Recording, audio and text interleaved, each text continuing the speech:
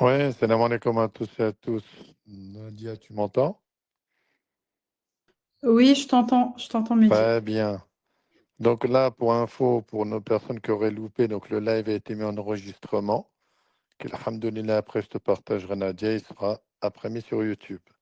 Je vais dans un premier temps présenter l'association et après je te laisse te présenter toi-même Nadia et nous faire ce plaisir d'être la 15e intervenante en moins d'un an à venir à ces webinaires. Est-ce que ça te va? C'est parfait. Eh bien, parfait. Déjà, toujours une assise soit une invocation d'Allah subhanahu wa ta'ala n'est pas une bonne assise. أعوذ بالله من الشيطان الرجيم بسم الله الرحمن الرحيم أشهد أن لا إله إلا الله أشهد أن محمدا رسول الله إن بدا في النار إن بعد السلام عليكم ورحمة الله وبركاته. On va faire une petite invocation. Et Allah protège nos frères et sœurs en Palestine. Et Allah, je t'invoque pour aider tous nos frères et sœurs opprimés un peu partout. Ya Allah, je t'aide pour combattre l'islamophobie. Ya Allah, aide-nous à combattre l'islamophobie partout, en France également. Ya Allah, je t'invoque pour nous aider, raffermir nos cœurs, pour être dans une belle adoration, digne de mettre le Coran au cœur de nos projets. Ya Allah, aide-nous d'être constants, suivant le chutement du prophète sallallahu alayhi wa sallam. Ya Allah, pardonne-nous, accorde-nous le Firdaus, le plus haut degré du paradis. Ya Allah, aide-nous dans tout cheminement, que ce soit une association, tout projet. Ya Allah, aide toutes les personnes qui sont dans une droiture, dans un comportement qui nous permette de réussir toujours de mettre le projet de l'islam en numéro un. Barakallahu fikum. Amin, amin, a'oudou billahi minash shaitanir. Parfait. Une assise sans une invocation n'est pas bonne. Comme ça, il y a cette baraka. Pour ceux qui ne connaissent pas ou qui viennent d'arriver, une association, donc de nouveau, je répète un peu ce que certains ont peut-être déjà entendu. Il y a trois pôles, une chaîne, une association via WhatsApp qui partage des hadiths, des textes. D'où qu'on dit je n'ai créé les hommes et les djinns que pour qu'ils m'adorent.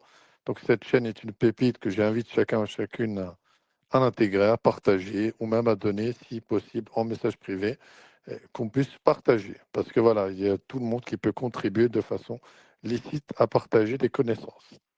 Deuxième, il y a un pôle maraude via les réseaux, ça veut dire via Resto du Cœur, via la Shorba, ou via même une association qu'on met en place. Donc vous êtes tous les bienvenus. Et il y a ce fameux fichier de mise en relation, le troisième pôle mariage, et également ce 15e live avec le thème du sport, le thème de la santé, qui ont lieu, tous les thèmes qui ont lieu que vous connaissez des intervenants ou des personnes, ce sont les bienvenus. Ce qu'on conseille à une association, c'est de travailler sur soi et se connaître. La santé en fait partie, et même en islam d'ailleurs, on a notre corps est une amène, c'est important d'en prendre compte. Donc c'est pour ça, via ce thème de la santé, ou via tous les lives, on essaie vraiment de donner des outils ou des conseils qui sont gratuits. Donc vous êtes tous les bienvenus. Après, il y a le fichier de mise en relation, très important pour ceux qui veulent se marier, à travers chacun ou chacune qui aura un entretien, de nouveau pour mieux se connaître, et pour faire partie de la base d'abonnés des 205 inscrits. Et il y a un événement le 14 juin. Le flyer après le live sera posté. Les inscriptions sont en cours. Donc vous êtes les bienvenus. Tous les 3 mois, il y a un événement physique. À toi de jouer, ma sœur Nadia. Bismillah, j'ai trop parlé. Oui, merci Mehdi. Merci de me donner du coup la parole. Salam alaikum, donc à tout le monde. Voilà, donc moi je suis Nadia. Donc je vais vous faire une petite présentation, donc un petit live donc autour de l'activité physique de façon très large, du sport et un petit peu plus précisément aussi sur l'activité physique adaptée. Donc, je vous embarque. Donc, imaginez un monde donc, sans problème de santé, ni sédentarité, ni maladie métabolique, ni troubles musculo-squelettiques. Un monde où les gens aimeraient pratiquer une activité physique, pratiquer un sport. Peut-être que vous êtes même, vous qui êtes ici à l'écoute, concernés. Un monde où il ne faudrait plus se battre psychologiquement avec soi-même pour trouver la motivation de bouger. Vous êtes sûrement déjà posé la question de comment pratiquer dans la durée, au travers de l'âge qui avance, du quotidien qui change, voire même étant atteint d'une maladie chronique. Ce monde vers lequel nous nous dirigeons peut-il être plus actif dans nos quotidiens, sans contrainte, avec bienveillance et conscience?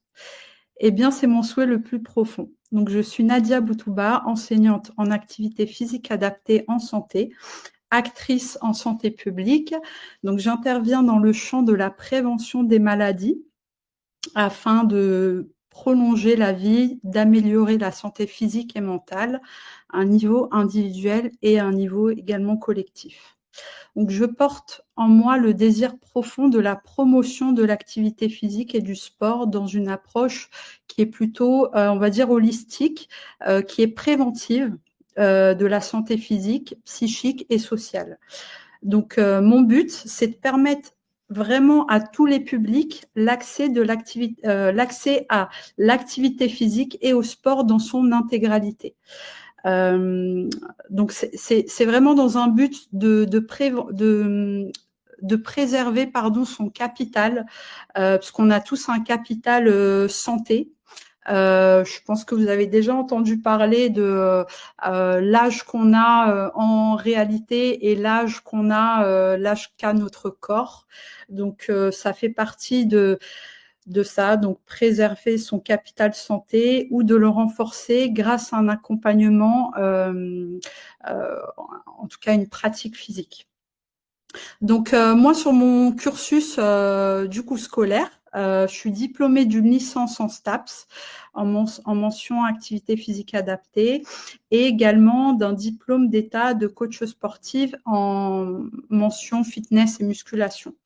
Donc, en fait, c'est un double cursus qui m'amène à accompagner toutes les personnes qui souhaitent pratiquer une activité physique adaptée à ses capacités.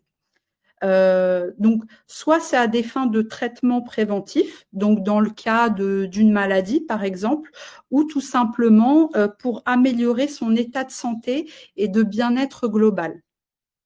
Donc, moi, dans mon métier, donc, je conçois des programmes d'intervention qui sont sur mesure à partir des demandes personnelles et de l'évaluation des attentes et des besoins des capacités physiques de la personne.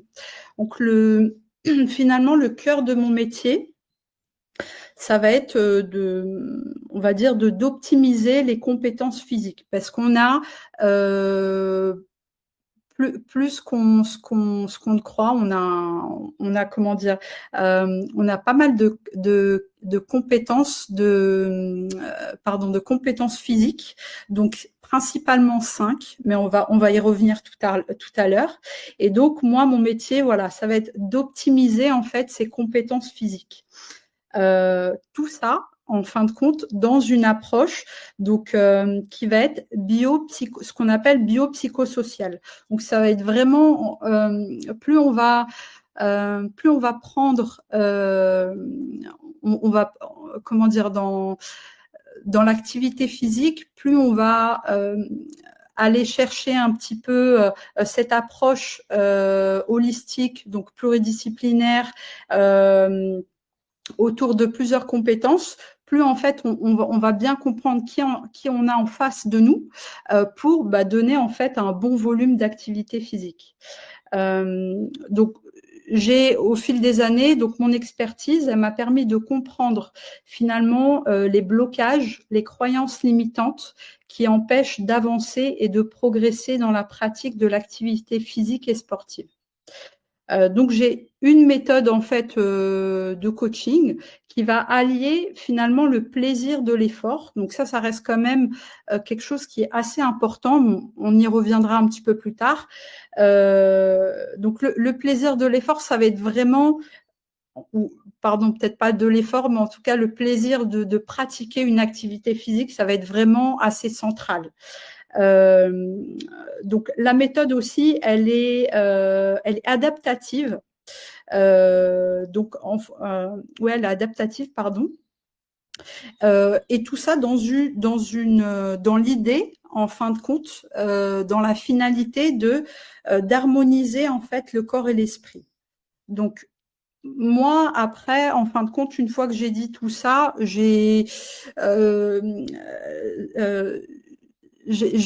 pour l'instant, c'est assez large, on va dire, mais je vais rentrer dans le détail un petit peu par la suite.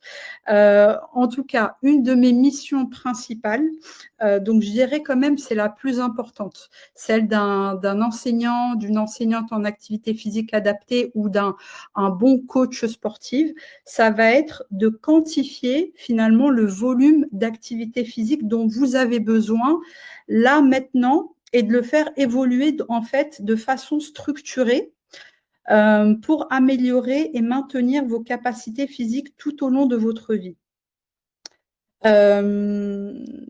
Donc, j'élabore également à côté de ça, donc là, on a parlé de quantification de l'activité physique, donc le volume.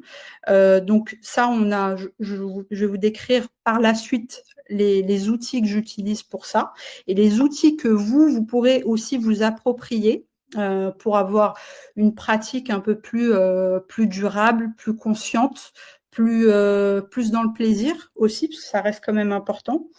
Donc moi, j'élabore en fait un travail de recherche sur l'adhésion et la motivation à l'activité physique. Donc l'idée, c'est d'essayer de comprendre en fait comment la stimuler, comment la maintenir, parce qu'une fois qu'on l'a stimulée, finalement, ce qui va être le plus compliqué, c'est de la maintenir dans le temps. Et rechercher donc cette notion de plaisir pour finalement reproduire sans contrainte. Alors, donc dans la motivation, il y a deux choses à différencier. Deux types de motivation. Donc, il y a celle qui pousse une personne à agir de façon intrinsèque, comme sa personnalité. Donc, c'est plutôt, on va dire, c'est une force interne. Parfois, ou peut-être vous-même ou des gens autour de vous, vous voyez qu'ils ont une régularité, par exemple, dans la pratique de la course à pied ou dans la musculation, peu importe. Vous voyez qu'en fait, ils y vont 2, 3, 4 fois par semaine.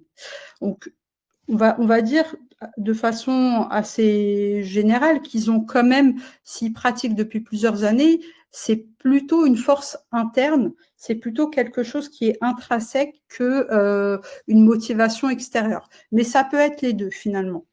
Donc après, sur l'autre type de motivation, en fait, c'est celle qui va pousser une personne à agir de façon extrinsèque. Donc ça peut être, par exemple, une récompense. Par exemple, on va faire un marathon, on a hâte de terminer pour avoir la récompense de la médaille ou de se dire, en fait, d'avoir la satisfaction également de l'avoir fait. Ça peut être aussi une incitation.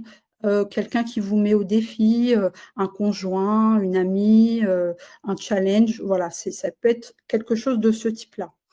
En tout cas, dans ces deux types de motivation, donc moi, je tiens toujours en fait à mettre ou à remettre dans son contexte, en fait, pourquoi on fait une activité physique? Pourquoi est-ce qu'on pratique un sport? Parce que ça reste quand même intéressant de se poser la question et de s'attarder à ça. Parce que c'est ça, ça va nous donner quand même des billes pour comprendre notre pratique. C'est comme dans les autres domaines, hein, comme dans le domaine de la nutrition ou un autre domaine, il va falloir se poser quelques questions si on souhaite quand même avoir une pratique durable dans le temps. Donc, du coup, pourquoi faire une activité physique? Pourquoi faire un sport? Est-ce que c'est une recherche qui est plutôt esthétique? Est-ce que c'est plutôt une recherche autour de la santé, du bien-être ou de la performance? Donc, à savoir qu'en fait, toutes ces raisons-là, quelles qu'elles soient, elles sont acceptables. Car en fait, l'idée, la première chose, c'est quand même de se dire, c'est de bouger et d'être en mouvement. Parce que le corps, il a vraiment ce besoin, finalement. C'est juste que nous, avec notre société un peu sédentaire, on bride finalement, on bride beaucoup notre corps par exemple, un travail un peu trop sédentaire, assis au bureau, des déplacements en voiture, etc., etc. Donc, moi, je voulais quand même poser une première question pour pas qu'il y ait que moi qui parle comme ça dans l'espace. Et voilà, je vous pose quand même une première question là-dessus, c'est est-ce que vous avez peut-être des attentes particulières pour ce live?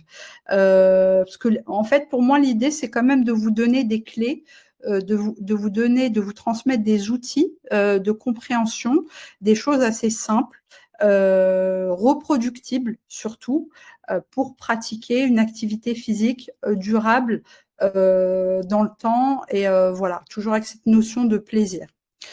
Donc, si vous avez des questions, n'hésitez pas. Voilà, je vous lancerai un petit peu la perche comme ça de temps en temps.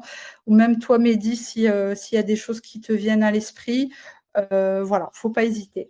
Moi, je profite, s'il y a des messages privés à ce sujet, tout est bienvenu. Je poserai comme d'habitude en anonyme. N'hésitez pas. Je complète ce qu'a dit Nadia, n'hésitez pas. Et d'ailleurs, j'ai 2-3 questions, donc je vais te laisser tranquillement parce que j'ai déjà des questions. Donc tu me diras quand je te les pose. Alors, vas-y, tu peux m'en poser une comme ça sera un petit peu plus parlant, voilà. Alors, comment considères-tu la musculation Nassan qui parle, salam alaikum, comment considères-tu la musculation et quels sont les bienfaits, sachant que je suis un homme et j'effectue pas mal de séances de musculation. Ouais. Du coup, c'est quoi la question par rapport à la musculation? Alors, voilà, attends, je relis, là, il a remarqué. Il effectue tous les 3 jours. Tous les 3 jours, il va à la musculation. Est-ce un bienfait ou, comme tu as dit, c'est une question que ça fait 3 ans, une habitude? Ouais. Alors, en termes de bienfaits, enfin, la question, elle est très intéressante. Donc là, c'est un homme qui pratique une séance de musculation une fois tous les 3 jours.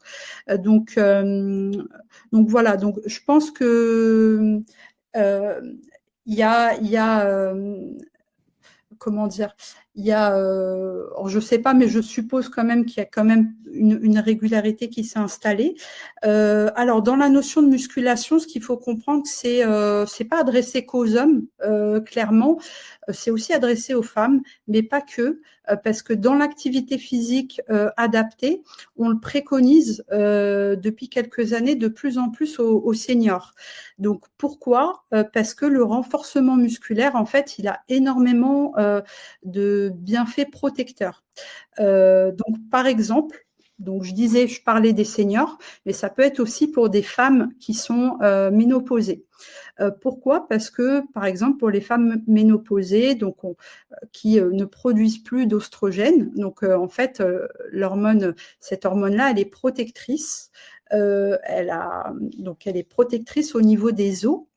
Et donc, une fois que les femmes sont en situation de ménopause, donc elles n'ont plus cet effet protecteur au niveau des os. Donc, risque d'ostéoporose. Donc, risque de fracture osseuse. Donc, en fait, il y a eu pas mal d'études où on a constaté qu'en fait,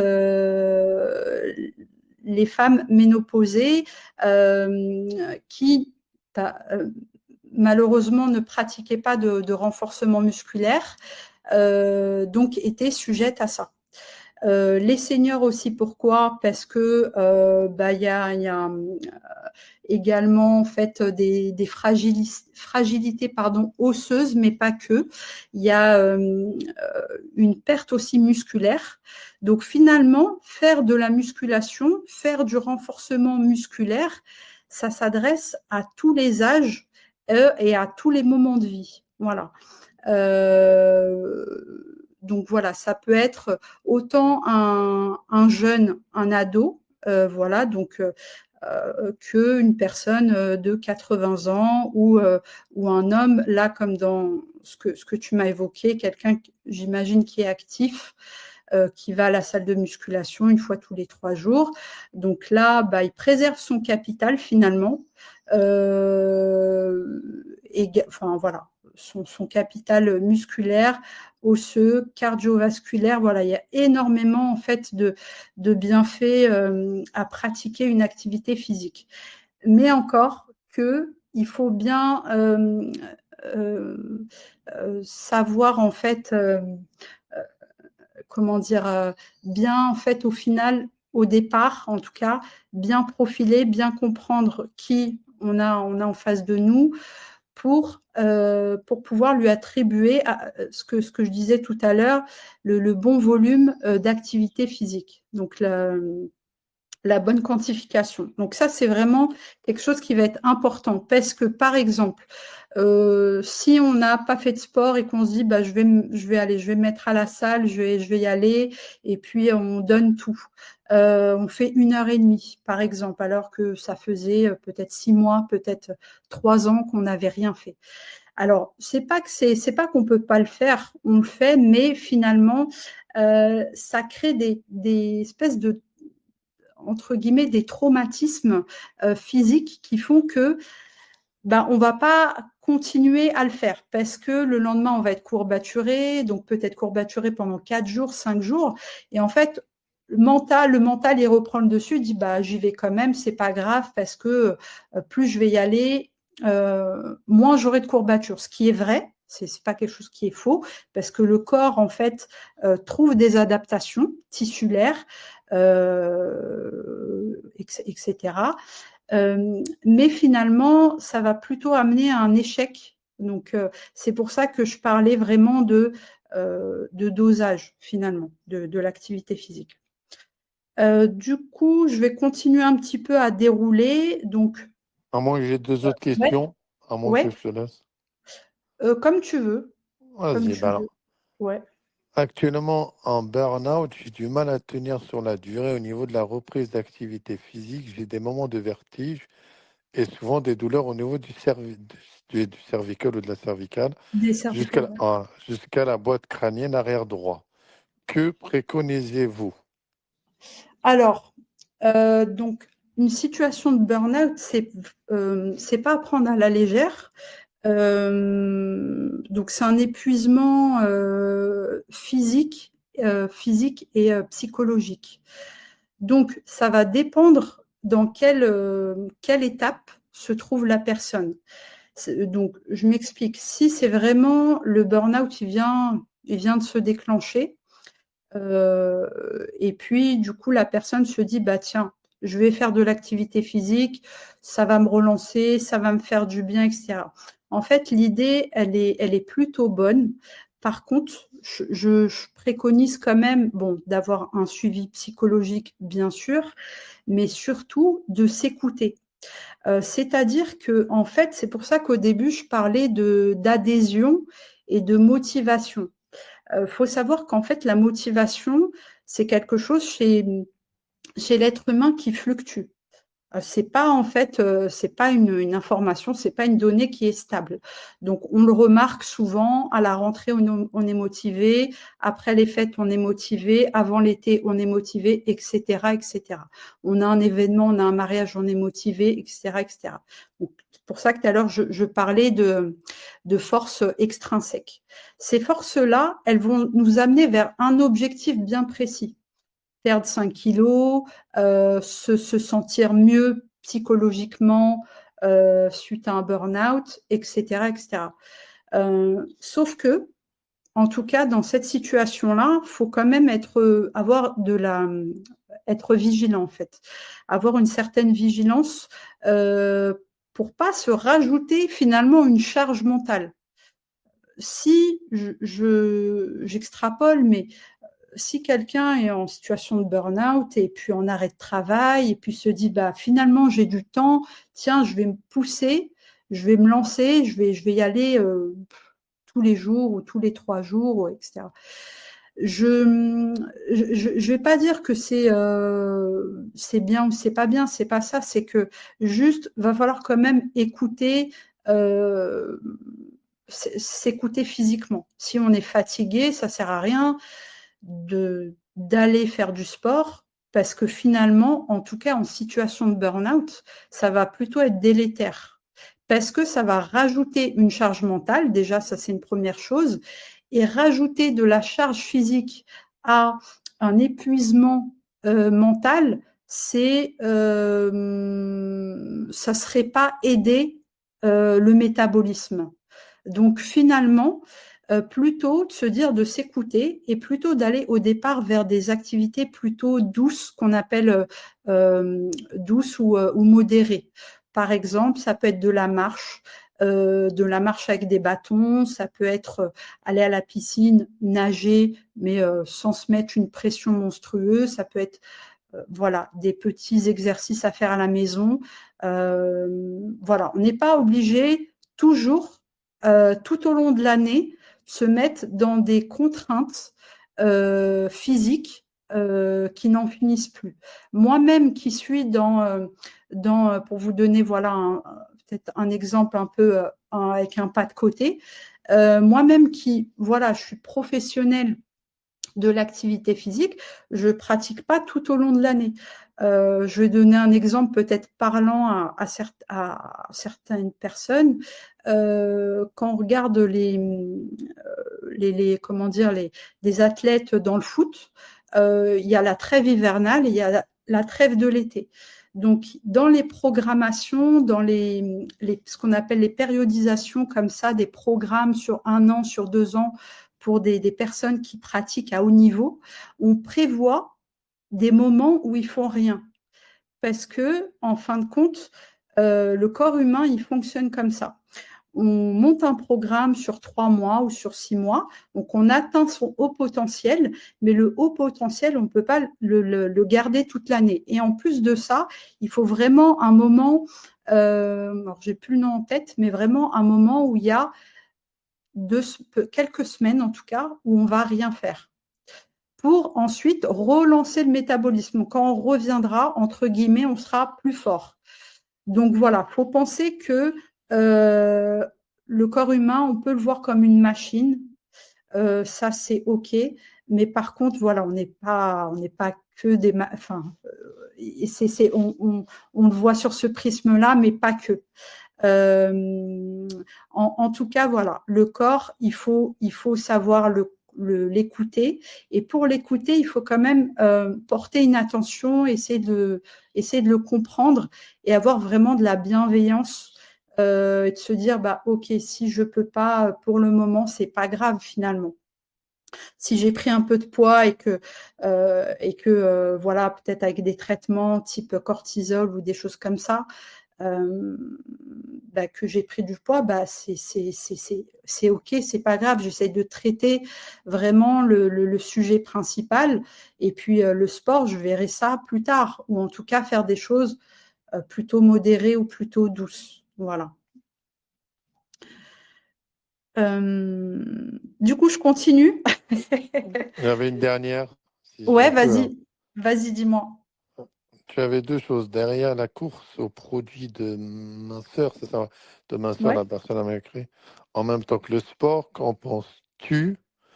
Et derrière le tapis, là, dans les salles de sport, est-ce bien ou pas dans mon projet de vouloir maigrir? Et dans tout ce qu'on voit, dans tout ce qui est alimentaire, les produits que l'on vend, Ouais. déconseillés ou pas? Ok. Alors, bah, merci pour cette question parce que je pense que ça doit parler à pas mal de monde, cette histoire un peu du poids, la notion du poids. Alors, franchement, c'est très, très large. Faudrait un live à part entière pour bien, en fait, aller sur certains axes. Donc, pour répondre sur les produits, en fait, les produits minceurs, je dirais quand même qu'on a, on a quand même tout dans l'alimentation. Ce qui est problématique, en fin de compte, moi, je travaille, enfin, j'ai des collègues diététiciennes. Ce qu'elles me rapportent, généralement, parce que moi, je suis pas nutritionniste, je suis pas spécialisée là-dedans, juste une formation en nutrition sportive, ce qui reste quand même très, très différent. Donc, ce qu'elles me rapportent par rapport aux personnes qui veulent prendre du poids, c'est que, en fin de compte, il faut traiter le problème à la base, donc les comportements. Donc, souvent, on va développer des TC, ce qu'on appelle les TCA, les troubles du comportement alimentaire, par la porte d'entrée, par exemple, des produits minceurs. Voilà. Donc ça, c'est une porte d'entrée. Par exemple, la personne va se dire, je vais prendre un brûle-graisse et puis je vais aller courir. Et puis, alors, il faut faire attention parce que les brûle-graisse, ça peut amener de la tachycardie. Donc, des problèmes de santé graves. Donc, en fin de compte, dans les produits, il y a vraiment tout et n'importe quoi, à des dosages qui ne sont pas finalement surveillés, voilà, parce que ce n'est pas des laboratoires certifiés. Je parle dans la plupart des cas. Donc, je mets quand même une nuance, mais j'y reviendrai plus tard avec les compléments alimentaires. Donc là, on parle juste de produits minceurs, c'est-à-dire qu'on veut accélérer avec l'aide de produits la perte de poids. Ce qui va être quand même problématique et délétère dans le temps, parce qu'on aura forcé le corps à, à maximiser en fait quelque chose qui ne pour lui, c'était pas la priorité. Donc sur les produits minceurs, je dirais quand même de faire attention. Donc une mise en garde, bien regarder en fait les étiquettes, les compositions. Est-ce que c'est un laboratoire qui fait les produits ou pas? Il y a aussi des choses comme des certains thés aussi. Donc voilà. En tout cas, faites quand même attention à ça parce que ça amène derrière ça peut amener des problématiques au niveau des reins, par exemple, ou d'autres choses. Donc Mehdi, c'était ça. Donc tu m'as dit, pardon, j'ai perdu le fil. Donc produits minceurs, et parce que c'était en deux temps la question. Il y avait cette partie-là, et sur l'autre partie, tu m'as parlé de quoi? Le fond marche sur le tapis à la salle de Ah oui, sport. Le tapis que tu mets les ouais, niveaux. ouais, d'accord. Alors, donc, le tapis, en fait, à la salle de sport. Alors, moi, on m'en parle beaucoup, là, ces derniers temps, parce que, alors, il y a eu un effet de mode, je pense. Il faut comprendre que dans l'activité physique, il y a peut-être, voilà, tout ce que je vais vous énumérer par la suite, et puis d'autres choses que vous pourrez, des informations que vous pourrez prendre par des professionnels. Mais il y a également tout ce que vous allez voir en fin de compte sur les réseaux sociaux, dans les médias, ce que la copine elle fait ou le copain il fait. On se dit, bah tiens, c'est peut-être pour moi, je vais essayer. Moi, je constate beaucoup qu'il y a en ce moment un effet de mode sur le tapis de marche, où on va aller marcher un petit peu plus vite avec de la pente. Donc, c'est parce que finalement, en fait, ça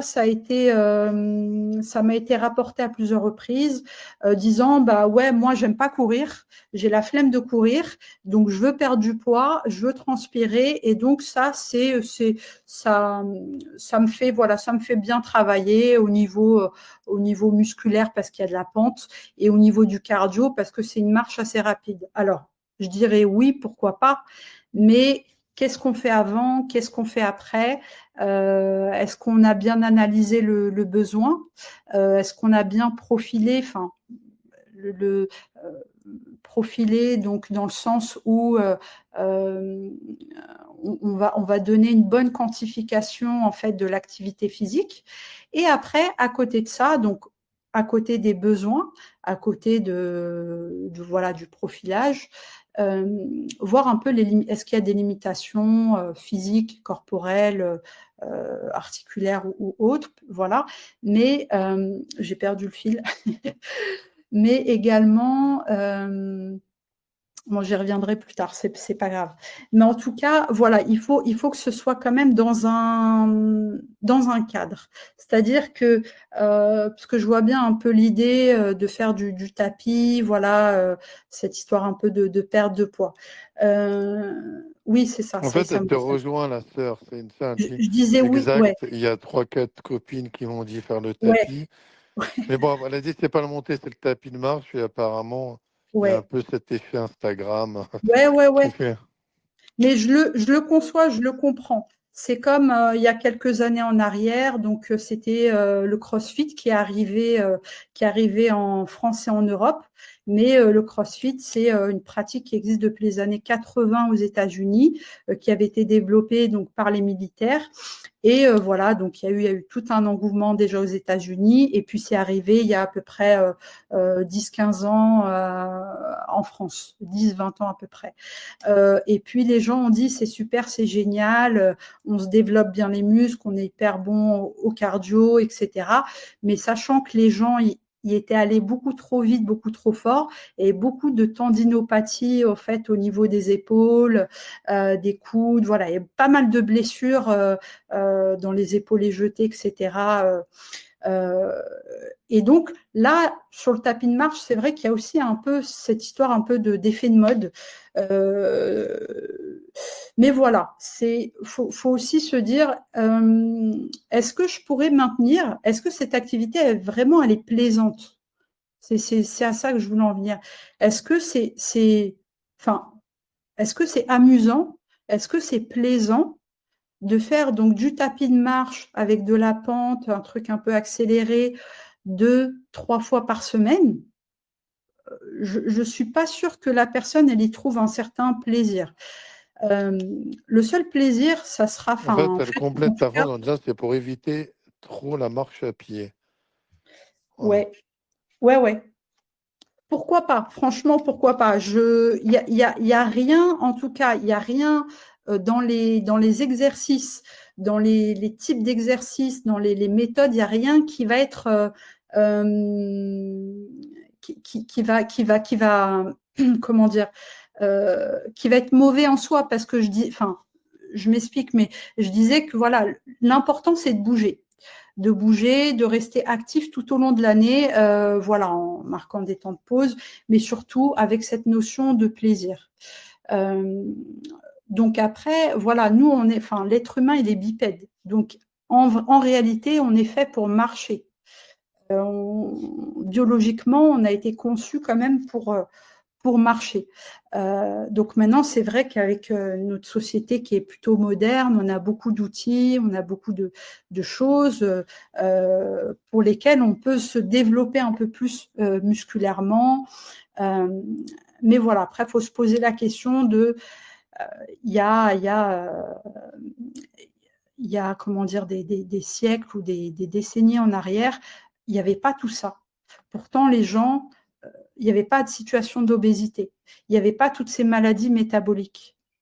Euh, donc, en fait, l'OMS, donc l'Organisation mondiale de la santé, elle a établi des recommandations pour l'adulte, pour les enfants, pour les seniors. Euh, donc, au niveau des recommandations, donc au niveau des adultes, l'idée, c'est de faire 250 minutes par semaine d'activité physique modérée à intense en une ou plusieurs fois. Et également 30 minutes de marche par jour. Mais là, ça coince un petit peu parce que les gens, moi, me rapportent, me disent, mais j'ai pas le temps en fait. J'ai les enfants, j'ai la maison à m'occuper, j'ai le travail en fait qui me prend euh, deux tiers, pardon, au moins 2 tiers de mon temps dans la journée. On va tous travailler autour de 8 heures dans la journée. Donc, si on a un boulot, un travail sédentaire qui est assis, ça va être très compliqué. Donc, finalement, c'est pour ça que je disais, voilà, il faut quand même poser pas mal de questions sur la table Il y a quelqu'un pour... qui te dit à travers les livraisons de repas au pied de la maison et les métros qui viennent, donc on marche de moins en moins. pour une personne qui vit à Paris, hein. C'est vrai qu'on Ouais, n'est pas aidé. Et ouais, comme tu dis, hein, maintenant tout vient rapidement. On peut ouais, avoir l'alimentation, on peut prendre ouais. les transports. Dans quel Alors, contexte tu dis, hein? en fait, c'est une réalité, hein. C'est vrai, mais euh, en fait, tout peut nous être amené, voilà, au pied de l'immeuble. Tout est facile, tout nous est facilité. On paye, on a des repas, etc., etc. Il y a même maintenant des gens qui payent d'autres personnes pour courir à leur place et marquer des temps, des records sur l'application Strava. Donc, franchement, on est dans quelque chose, je trouve, une transition là-dessus au niveau. Euh, en fait, ça, c'est à nous aussi de faire des choix de vie, finalement.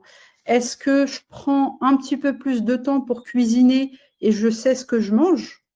Ou est-ce que voilà, je vais me simplifier la vie et puis passer une commande sur une application pour avoir mon repas et ça sera quelque chose plus ou moins d'industriel, pardon. Euh, voilà, en fait, la vie, c'est des choix. Et quand on fait des choix, finalement, forcément, c'est renoncer. Faire un choix, c'est renoncer à Et quelque là, tu as chose. une demande justement sur est-ce que tu considères toutes ces alimentations mélangées comme néfastes en complément du sport à travers ce que tu as énuméré, cette obésité qui existe de plus en plus? Parce que je pense qu'avant, ce n'était pas aussi présent que maintenant.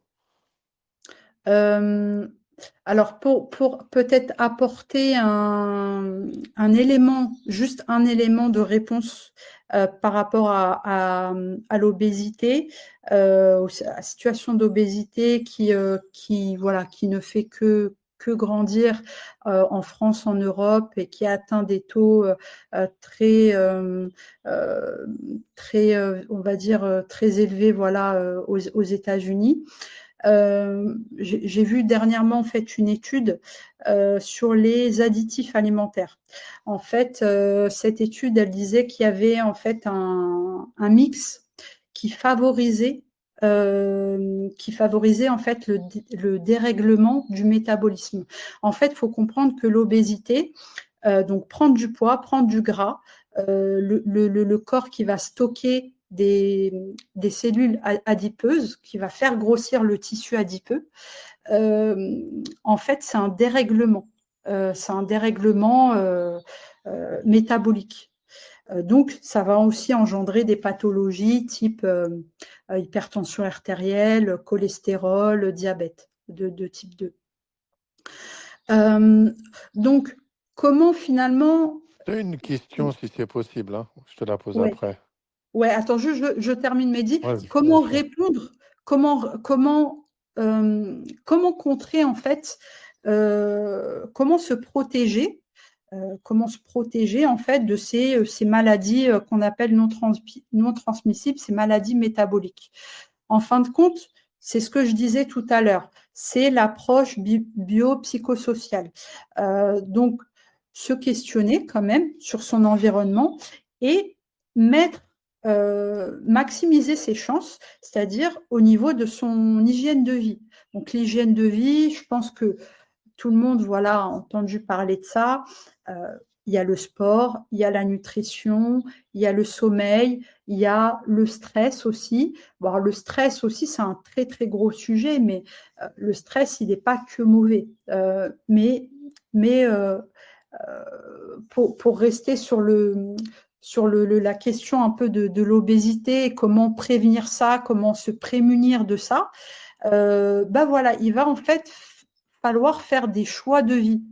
Est-ce que je m'organise un petit peu en amont pour faire mes courses, pour cuisiner? Cuisiner, ça prend pas énormément de temps pour faire des choses très très simples, une salade ou des pâtes, un steak, euh, enfin voilà. Euh, donc, euh, et puis surtout, bouger. Parce que, alors, juste pour éclaircir un petit peu ce truc-là sur l'obésité, la prise de poids, le surpoids. le sport, ça ne fait pas perdre du poids. Donc ça, faut le comprendre, c'est un petit peu plus subtil que ça. Mais l'activité physique booste le corps. Donc, en fait, elle accélère le système sanguin, le système lymphatique, le système cardiovasculaire. Donc, vous avez même peut-être vous-même remarqué que en pratiquant un petit peu plus régulièrement au fil des mois, peut-être même au fil des années, ben on peut, par exemple, c'est quelqu'un qui veut se mettre à la course à pied ou qui veut pratiquer, ben on court plus vite, on court plus loin, parce qu'en fait, le corps a créé des adaptations physiologiques. Ces adaptations physiologiques, elles vont aider à la perte de poids. Donc, l'activité physique, elle booste si bien sûr, si tant est qu'il y a du poids à perdre. Là, je dis ça, mais parfois, voilà, il n'y a pas forcément de poids à perdre, on n'a pas forcément toute cette recherche-là, mais il faut aussi plutôt, moi je dirais, au départ, viser la notion du plaisir et de bien-être. Pourquoi? Parce que si déjà on s'accroche à ça et qu'on arrive à trouver du plaisir dans notre sport, dans notre pratique, ça peut être, je ne sais pas, s'inscrire au basket, au volley, peu importe, vraiment peu importe, et que finalement, on pratique depuis plusieurs mois, plusieurs années, mais on va voir que le corps trouve et propose ces adaptations musculaires, cardiovasculaires, et que finalement, la perte de poids, en fin de compte, elle est plutôt naturelle. Elle vient dans un second temps, dans un tiers temps. Donc, c'est pour ça que je disais, voilà, au départ, faut quand même se poser la question de pourquoi je fais du sport. Est-ce que c'est pour plaire? Est-ce que c'est pour moi? Est-ce que c'est pour mon bien-être? Et à partir de là, en essayant de comprendre un petit peu plus le pourquoi, on peut essayer de se dire vers quoi je peux me diriger finalement, vers quoi je peux me diriger, qu'est-ce qui peut me faire plaisir et quels sont les leviers en fait que je peux mettre en place pour pratiquer tout au long de l'année. J'étais un peu longue, mais j'espère que j'ai répondu du coup à la question de la sœur. Non, très bien. Tu en as une. Salam, ma question est pour ma mère diabétique qui se fait dialyser. Est-ce qu'elle peut mincir sachant qu'elle se fait piquer à l'insuline grâce à l'activité physique? Merci, Bakalofik. Alors ouais, là encore une fois, c'est hyper intéressant parce que depuis 2011, donc la Haute Autorité de Santé, elle a reconnu, en fin de compte, l'activité physique adaptée comme un traitement non médicamenteux. Donc ça, c'est une super reconnaissance parce que ça veut dire beaucoup de choses. Ça veut dire que pratiquer un sport, pratiquer une activité physique, c'est pas que pour quelqu'un qui est en bonne santé. C'est également pour des personnes porteuses de cancer, des personnes qui sont en situation de diabète, parce qu'en fin de compte, dans la situation de diabète, ça va réguler l'insuline. Voilà, donc là, dernièrement, j'avais eu avant-hier une patiente que j'ai eue en suivi qui m'a dit, en fin de compte, qu'elle donc elle est insulino-dépendante. Donc elle a plusieurs, en fait, deux types de traitements. Bon, je ne vais pas rentrer dans le détail, mais en gros, elle pratique là depuis déjà quelques mois. Elle a déjà constaté des résultats. C'est-à-dire que elle faisait des hypoglycémies nocturnes à cause de son diabète. Là, elle les a plus déjà. Elle est moins fatiguée, elle profite beaucoup plus de ses journées et il y a une des deux prises qu'elle ne fait plus. Bon, voilà. Donc, en tout cas, il faut se dire que chaque cas est indépendant, chaque cas est particulier. Et en tout cas, l'activité physique adaptée, elle aide à réguler cette insuline. Donc, ça ne pourrait avoir finalement que des bienfaits physiques pour des personnes en situation de diabète.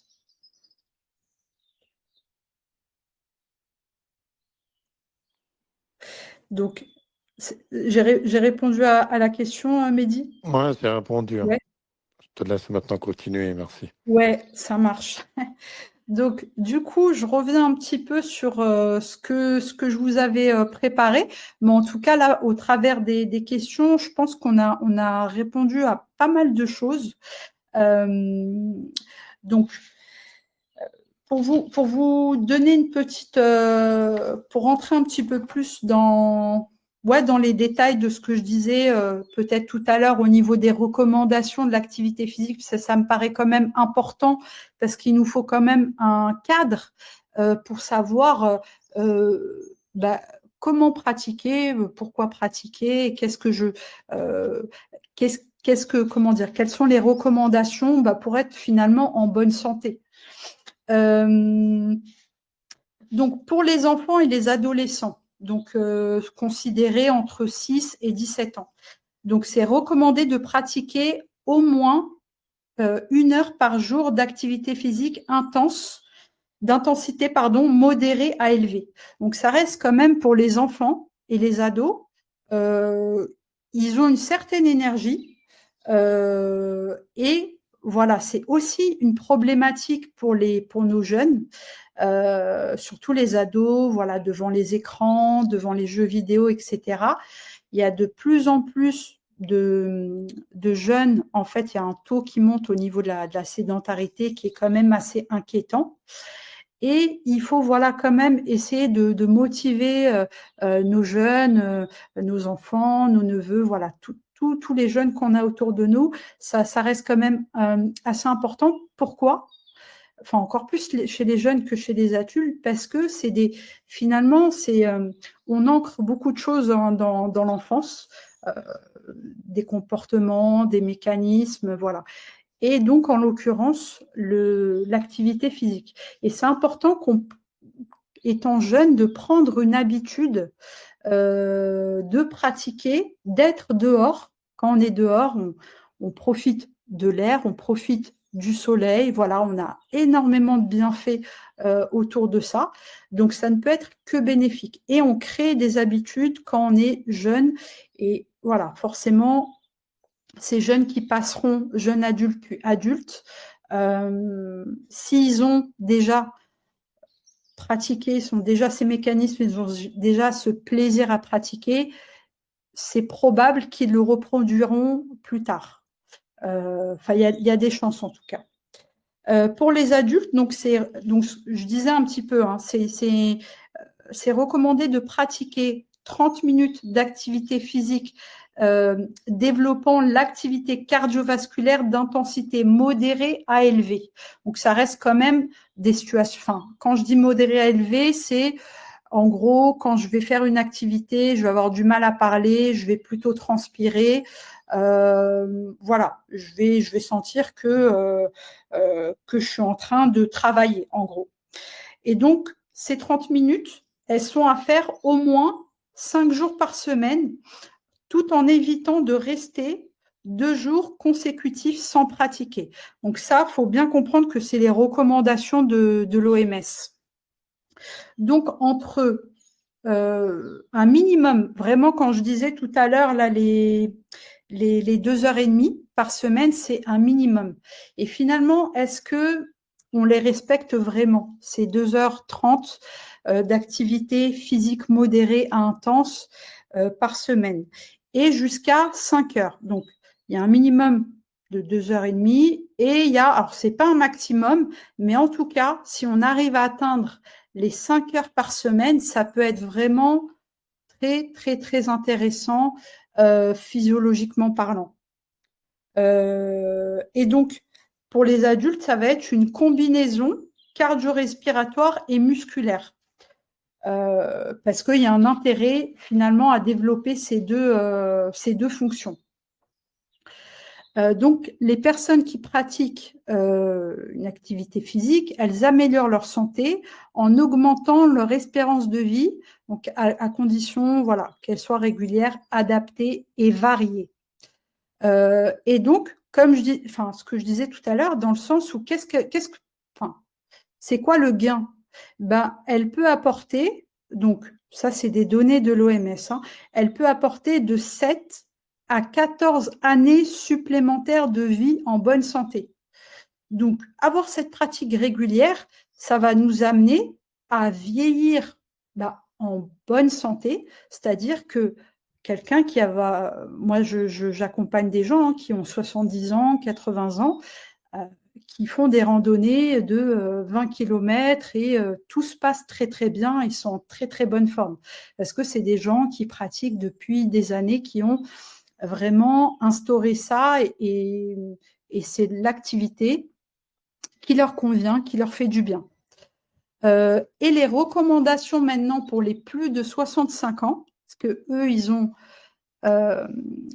les mêmes recommandations que les adultes. Donc, ce que je disais tout à l'heure, les 2 heures et demie d'activité en fait par semaine, et ils ont quelque chose à travailler en plus. Alors, peut-être que je pourrais vous poser la question comme ça, un petit peu en mode quiz. À votre avis, qu'est-ce qu'ils doivent travailler en plus?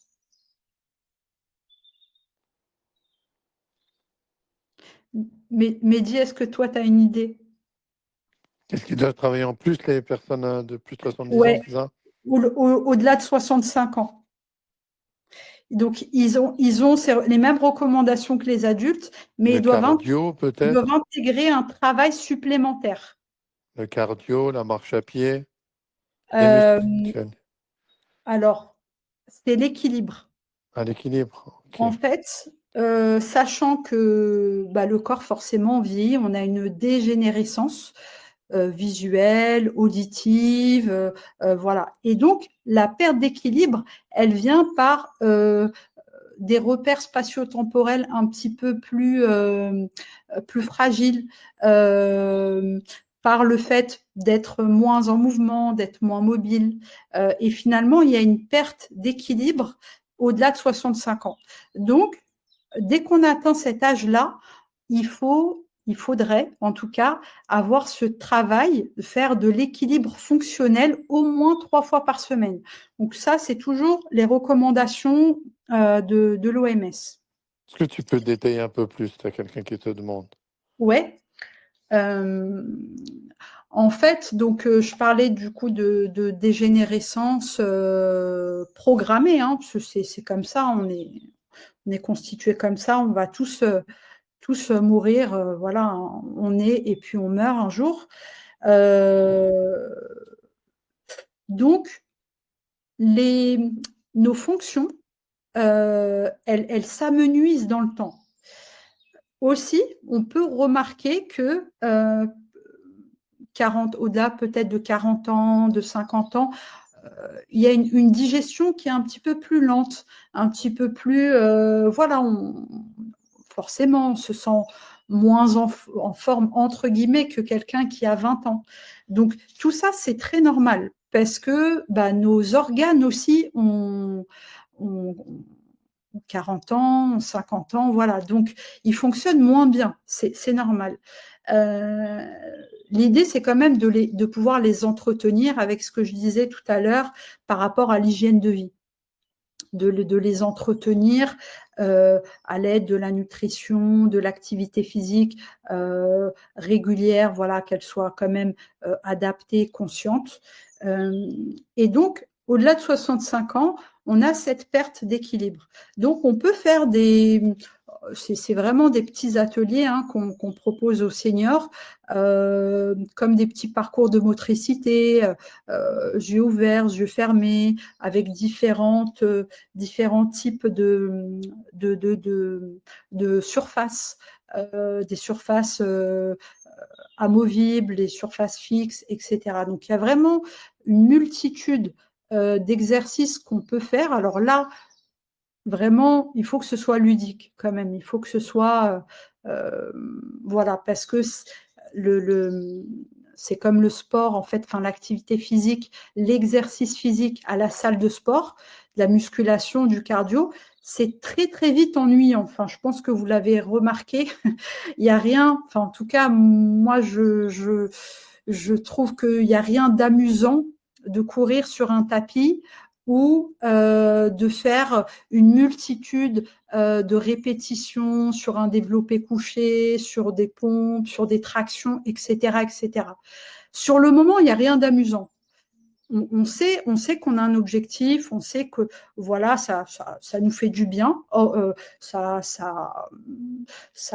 active certaines hormones comme la dopamine ou la noradrénaline ou d'autres. Donc ça nous fait vraiment un bien psychologique et physique, mais il n'y a vraiment rien d'amusant. C'est pour ça que je trouve que c'est assez important de dire qu'il faut pratiquer quelque chose qui nous plaît. Le corps, il est fait pour marcher, il est fait pour courir, il est fait pour grimper, il est fait pour sauter. Posez-vous la question de c'est quand la dernière fois que vous avez grimpé un mur, que vous avez sauté un obstacle, etc., etc. C'est quand la dernière fois que vous avez marché pendant 2 heures ou 1 heure, la dernière fois que vous avez couru. Donc, le corps, il faut savoir que voilà, il est fait pour bouger. Et si on ne pratique pas tout au long, enfin, au fil des années, on perd ses fonctions. On perd les fonctions cardiovasculaires, la fonction musculaire, la fonction également de coordination, coordonner des mouvements, faire 2 actions, voilà. La fonction également de l'équilibre, de la mobilité, la fonction aussi un peu, pas un peu, mais stretch, donc d'étirement. Donc on perd tout ça. Donc on a plus de raideur, on peut être très vite essoufflé. Si voilà, quelqu'un ne pratique pas, il va monter 3, peut-être voire même 2 étages. Il va dire là je peux plus, là je suis essoufflé.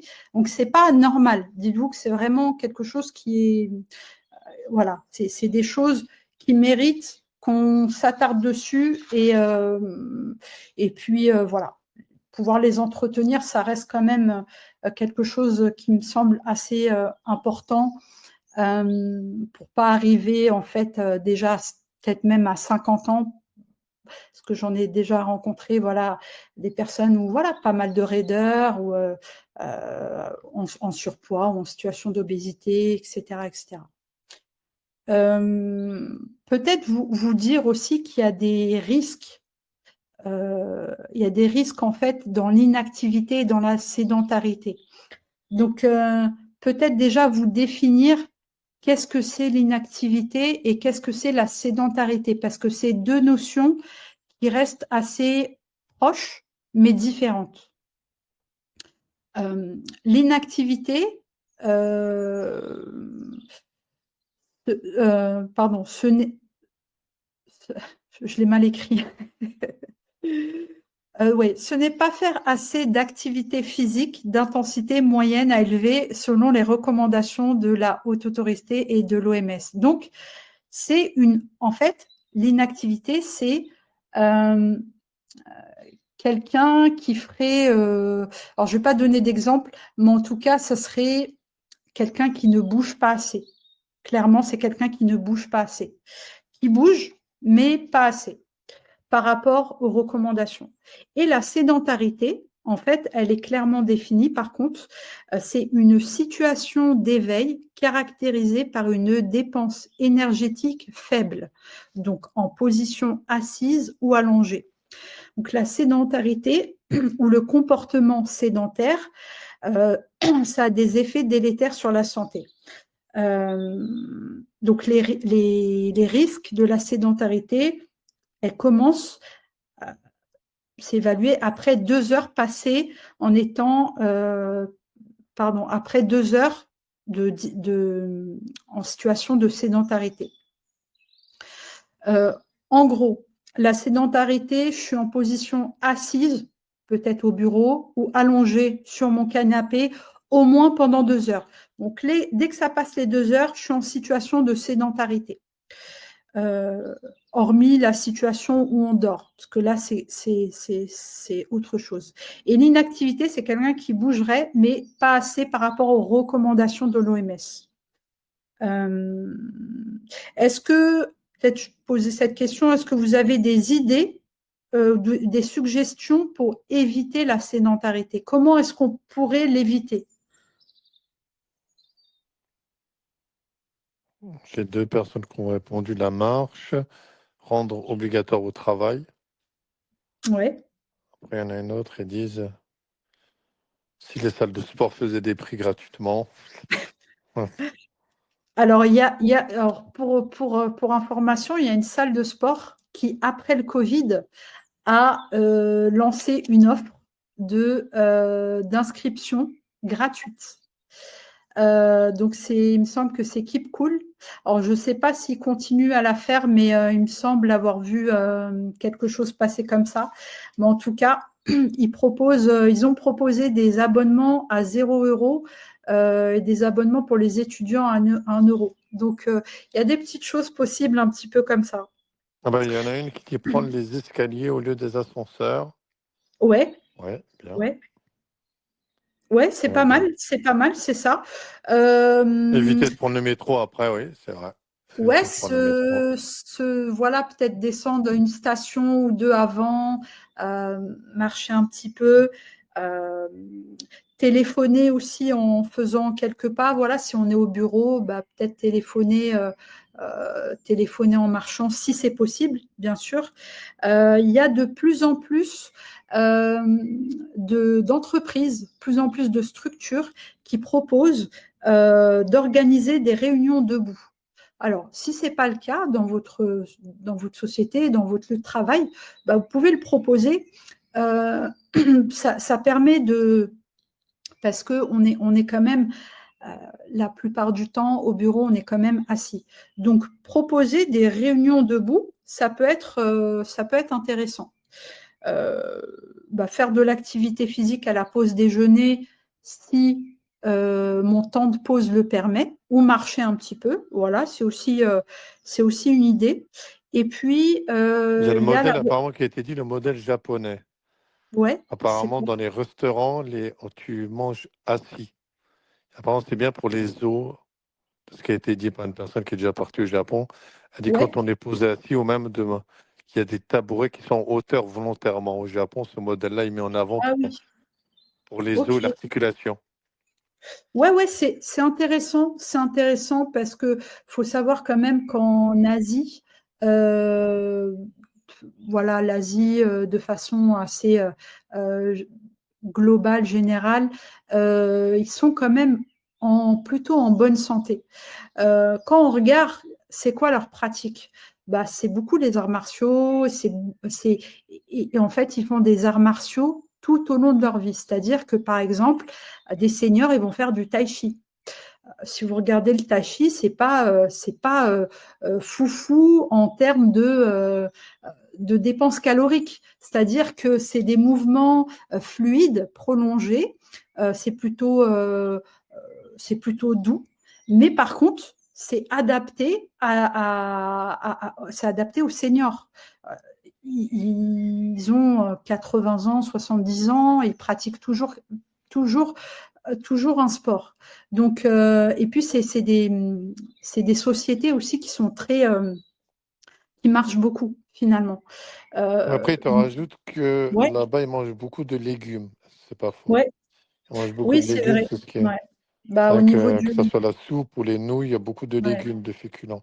C'est vrai qu'au niveau du régime alimentaire, il est très différent. En fait, au-delà de ça, parce que c'est vrai qu'ils mangent beaucoup de viande, beaucoup de poissons, beaucoup de légumes, enfin, ils n'ont pas le pain. Le pain, donc nous, ici en France, en Europe, c'est vraiment le pain à toutes Pain les est très sauces, entre français, hein. Le guillemets. pain est très français. Ouais. Et là-bas, c'est le riz. Donc, c'est un autre type de glucides. Euh, mais voilà, en fait, c'est des choses un peu plus digestes au niveau entre le riz et le riz et le pain. Voilà, le riz est beaucoup plus digeste. Et surtout que dans leur régime alimentaire, ils ont très peu de choses sucrées. C'est-à-dire qu'ils ont pas, ils ont une cuisine très très développée en fait au niveau des plats, mais très très peu au niveau des pâtisseries. Il y en a, hein, mais c'est pas ce que vous trouverez de plus, euh, voilà. En France, Plus il y de a les litchi, ouais. croissants, il y a Plus voilà, de il y a litchi, ouais. vraiment. Ouais, voilà, c'est des fruits, mais même les pâtisseries qu'ils ont essayé de développer, c'est à base de riz, je ne sais plus exactement, mais d'haricots aussi, d'haricots rouges. Donc, même on voit que même dans leur pâtisserie, c'est assez diététique. Donc, finalement, voilà, c'est vrai que la nutrition et également le fait que ce soit des sociétés qui sont assez dans le mouvement, qui bougent beaucoup, qui pratiquent un sport, c'est ancré dans leur société. Euh, Ici, en fait, en France, en tout cas, je vais parler en France, moi je suis née ici, malheureusement, donc il y a des pratiques, hein, mais tout de suite, on va penser à la performance. C'est ça qui, entre guillemets, nous a mis un petit peu dedans et a fait que maintenant, ça explose au niveau des maladies chroniques. Parce que dès qu'on va parler de sport à quelqu'un, d'activité, c'est ah oui, mais non, mais moi, j'aime pas courir. Ah, mais non, mais moi, j'aime pas ça. Parce que en fait, on n'a eu que ces informations-là depuis des décennies. C'est-à-dire le sport, c'est la performance. Faire du sport, c'est dans ce cadre-là, c'est pour tel public. Alors qu'en fait, non, le sport, c'est à tous les âges et c'est de manière très, très différente tout au long de la vie. Il y a les pays nordiques, la Suède, la Norvège, etc., qui ont marqué un tournant il y a à peu près 20 ans ou 30 ans, et où ils ont développé pas mal de communication autour de ça. Et maintenant, on voit que, ben, en fin de compte, ils n'ont pas atteint des niveaux de comorbidité, des niveaux de maladies métaboliques comme en France. Donc, ils sont plutôt en bonne santé parce que bah, déjà, euh, comment dire, le sport, ils ont un accès à beaucoup de salles de sport pour des prix vraiment très, très, très, très, très bas. Ils se déplacent en vélo, les mobilités douces, elles ont été beaucoup développées. Donc, on peut constater quand même qu'on a, en tout cas, il y a des leviers ici en France. C'est aussi à l'État de prendre la main là-dessus. Ils ont fait des efforts.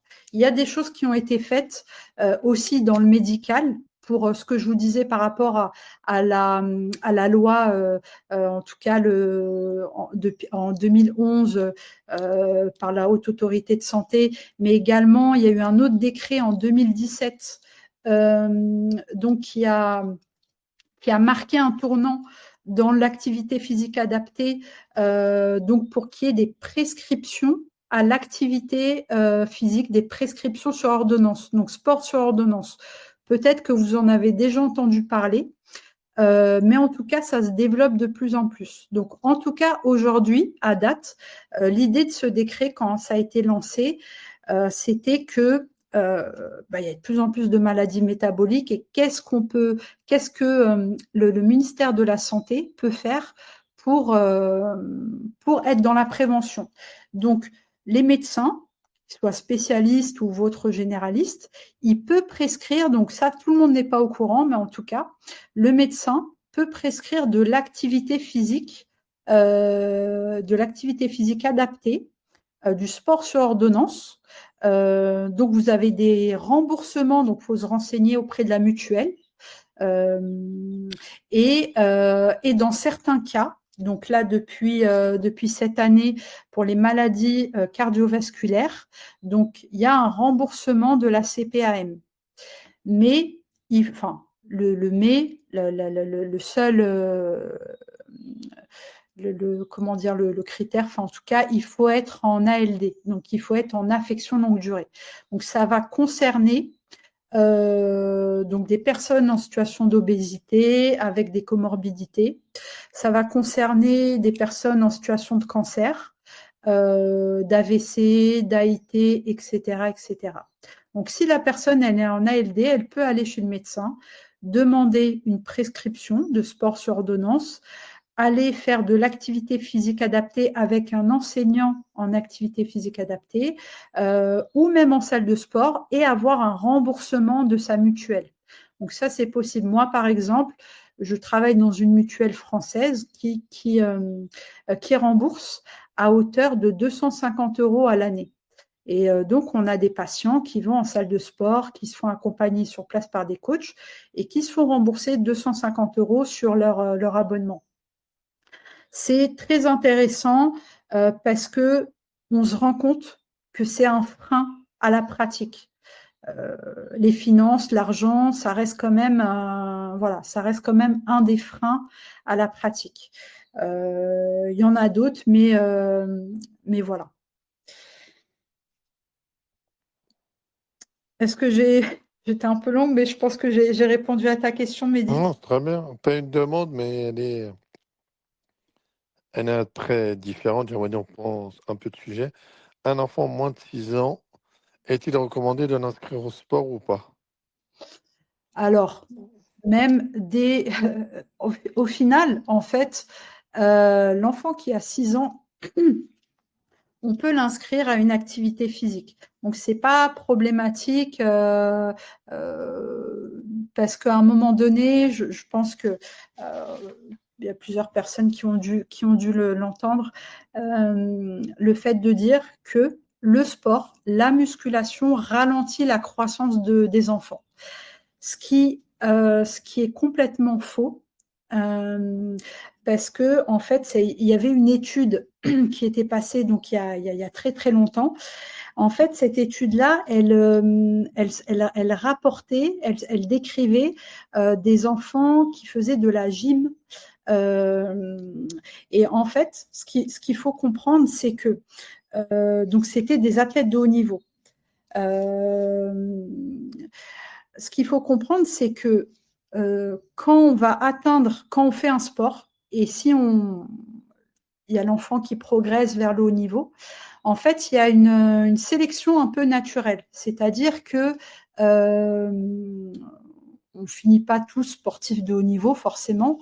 Donc, il y a une sélection qui se fait plutôt naturellement, parce que l'enfant a des prédispositions et parce que, oui, il pratique et il y a cette régularité. Donc, en fait, l'étude, donc il y avait cette étude qui disait que le sport, l'activité physique ralentissait la croissance. Mais là, c'était pour des cas bien précis. Et en plus de ça, les personnes, enfin les sujets en tout cas de l'étude, c'était des enfants qui avaient cette prédisposition. Donc, des enfants qui ont grandi, mais pas à la même... Enfin, en fin de compte, quand on a regardé un petit peu plus dans le détail, on se rendait compte que, en fait, les parents n'étaient aussi pas très, très, très, très grands. Donc, en fait, c'était plutôt logique.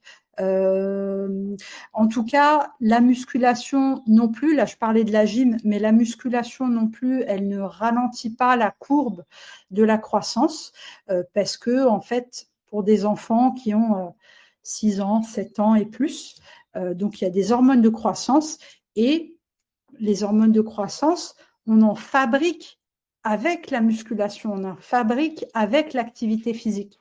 Donc d'ailleurs, même à l'âge adulte, on continue d'en fabriquer beaucoup moins, mais on continue d'en fabriquer. Donc oui, je dirais oui. Enfin, l'enfant qui a 6 ans, le mettre dans un sport, ça pourra être que bénéfique parce que, comme on a vu précédemment, les recommandations de l'OMS, c'est au moins 1 heure par jour. Ça paraît énorme, mais quand on regarde un enfant, en vrai, en réalité, il a besoin de bouger. C'est un besoin naturel, physiologique. Donc, je dirais oui, et voilà, sans problématique aucune. Merci à toi. Alors, peut-être que je pourrais terminer par faire une petite proposition. Du coup, très très rapide, hein, mais je pense que ça vous intéresse. La programmation sportive. Comment on monte un programme sportif? On est un homme, on est une femme, on a voilà. Comment on fait pour organiser, comment on fait pour structurer un programme sportif? Donc, il faut comprendre que, bon, on l'a dit tout au long du live, mais en fin de compte, la clé du programme sportif, c'est vraiment d'identifier l'objectif, le souhait de l'individu. Pourquoi enfin oui, le pourquoi, tout simplement. La deuxième chose qui va être également très importante, c'est de pouvoir analyser nos capacités physiques. Alors, je ne l'ai pas évoqué, mais il est intéressant de faire des tests de capacité physique. Donc, si je trouve que ça reste quand même intéressant d'aller interroger nos qualités physiques sur au moins le nombre de 6. Donc, la force, qui est la capacité que l'on a à déplacer une charge additionnelle, la souplesse, qui est l'amplitude du mouvement que peut réaliser une articulation, une articulation, le tendon et le muscle, donc l'amplitude du mouvement. La vitesse, c'est la faculté de réaliser un mouvement dans un minimum de temps. La résistance, donc c'est la capacité à réaliser un travail musculaire très important pendant une certaine période de temps, un certain temps, pardon. L'endurance, c'est la possibilité de réaliser un effort continu sur une longue période, comme par exemple un marathon. La coordination, la capacité à enchaîner les mouvements pour réaliser un geste précis, comme dans un sport collectif, comme au foot par exemple, etc. Donc, il faut comprendre qu'en fait, ces qualités physiques, elles ne sont pas indépendantes, mais elles s'influencent réciproquement. Parfois, on parle de puissance. La puissance, c'est le mix entre la force et la vitesse. Un sprinter, il faut qu'il soit puissant. Il faut qu'il puisse travailler sa vitesse et sa force. Il ne faut pas qu'il soit trop volumineux. Bon, ça dépend quelle distance il fait, mais si on parle du 100 mètres, il faut, là c'est un certain volume de muscles, mais il faut également qu'il soit assez agile, assez rapide pour être fort donc dans sa discipline et dans cette qualité de puissance. Et donc, une fois qu'on connaît son niveau d'activité, on peut s'engager à créer son propre programme. Donc, ce que je disais, ce qui est quand même important, c'est premièrement d'identifier l'objectif, ça c'est la première chose. Ensuite, c'est de connaître, d'avoir le résultat de ses capacités physiques. Donc ça, vous pouvez le faire avec un coach sportif ou sinon, je vous donnerai, si vous voulez le noter même tout de suite, je peux vous donner un petit enchaînement de tests que vous pouvez retrouver sur Internet qui est proposé par le Comité national olympique et sportif français, donc le CNOSF, C-N-O-S-F. Donc, vous tapez sur la barre de recherche CNOSF, test de forme, donc sur Google. Et vous allez retrouver donc un document en PDF où là, vous aurez le but de chaque enfant, en tout cas, aller tester vos capacités physiques d'équilibre, de force, de souplesse, etc. etc. Donc, c'est très bien détaillé parce qu'il y a le but du test, il y a le matériel, généralement c'est très très peu de matériel, la consigne et la mesure. Et ensuite, vous avez ce qui est important finalement, un tableau. Dans ce tableau, il y aura des catégories d'âge et de genre, hommes, femmes, avec des tranches d'âge, pardon. Et ensuite, un indice. Et en fait, à l'aide de ce document-là, vous allez pouvoir vous tester finalement. C'est quoi ma force? C'est quoi mon cardio? Etc. etc. Une fois qu'on a ces deux informations, qui sont les informations principales pour organiser un programme sportif. Alors là, je ne pourrais pas vous donner un programme sportif détaillé parce que je pense que vous l'aurez compris, c'est vraiment, quand on dit du cas par cas, ce que je disais tout à l'heure, c'est du profilage. On profile. On, donc, voilà, il y a vraiment comment dire, une enquête, un petit peu, une anamnèse à faire pour savoir, en fait, le connaître la personne, pour pouvoir, comme je disais tout à l'heure, donner la bonne quantification, le bon volume d'activité physique. Donc, en tout cas, une fois que vous avez cet objectif, une fois que vous avez votre niveau, l'idée, c'est que si vous êtes quand même débutant, faut savoir que tous les débutants ont une capacité assez importante de progression. Donc peut-être que vous l'avez déjà remarqué, mais quand on débute, la musculation, le sport, en fait, on évolue très très vite. On peut prendre du muscle, voilà, même si finalement notre programme n'est pas structuré. Pourquoi? Parce qu'en fait, au départ, le métabolisme fait des connexions neuromusculaires. Il crée plus de connexions neuromusculaires. Ces connexions cerveau-muscle, elles créent de plus en plus d'adaptations. C'est nouveau pour le corps. Il est plutôt content de faire ça. Il crée toutes ces connexions neuromusculaires. Et en fait, vraiment, au début, on peut atteindre, enfin, en tout cas, on peut constater de résultats sans vraiment avoir voilà, quelque chose qui soit très structuré. Mais il faut quand même respecter, je dirais, quelques petits indicateurs. Donc, les indicateurs, c'est que si on veut prendre du muscle, perdre du poids, se sentir mieux, se maintenir en forme.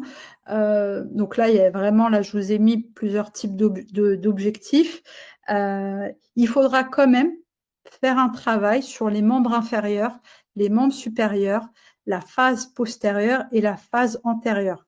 Quand je vous ai dit ça, je vous ai finalement tout dit. En gros, c'est du full body. Il faut tout travailler parce que ça reste quand même assez intéressant d'aller travailler en fait sur ces 4 repères pour aller essayer de développer vraiment chaque, je ne vais pas dire chaque muscle, mais chaque groupe musculaire, au moins chaque groupe musculaire. Donc voilà.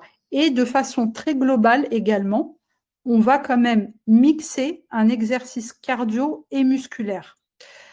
Et il faudra quand même faire attention à ce que ce soit quand même fonctionnel. C'est-à-dire que quelqu'un qui va tout de suite aller se diriger vers de la machine guidée, personnellement, moi, je déconseille.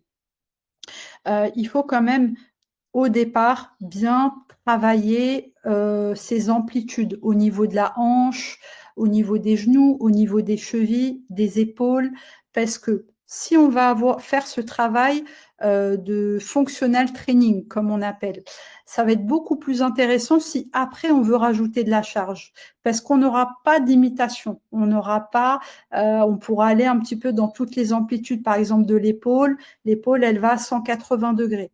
Donc, si déjà on n'arrive pas à bien monter, le bras tendu, ça va être compliqué en fait si on amène de la charge par la suite. Pour ça, ce que je vous disais tout à l'heure au CrossFit, les gens qui sont allés trop vite, trop fort, on fait beaucoup de tendinopathie, beaucoup de blessures de l'épaule. Donc, au départ, quand même, un travail cardio, un travail musculaire et un travail en functional training. Donc là, je ne peux pas aller vraiment trop dans le détail parce que voilà, je reviens toujours à cette histoire de profilage. Mais si vous restez dans ce cadre-là, vous êtes plutôt bon, plutôt bien. Avec, on structure notre séance, c'est 1 heure, c'est pas plus d'1 heure parce qu'au-delà d'1 heure, ça peut être délétère dans le sens où le corps, il faut l'échauffer. Il y a 10-15 minutes d'échauffement à peu près. Et puis ensuite, le corps de la séance. Il faut savoir que le corps de la séance, c'est à peu près 45 minutes. Parce que une fois qu'on va monter en charge, une fois qu'on va aller dans les exercices, le corps, il va atteindre un haut potentiel. Une fois qu'il aura atteint ce haut potentiel, qui est entre 30 minutes et 45 minutes d'effort, ensuite, ça redescend. Le corps, il n'est pas fort tout le temps. Il n'est pas fait pour être fort tout le temps. Donc, ça redescend et ensuite, on est en récupération.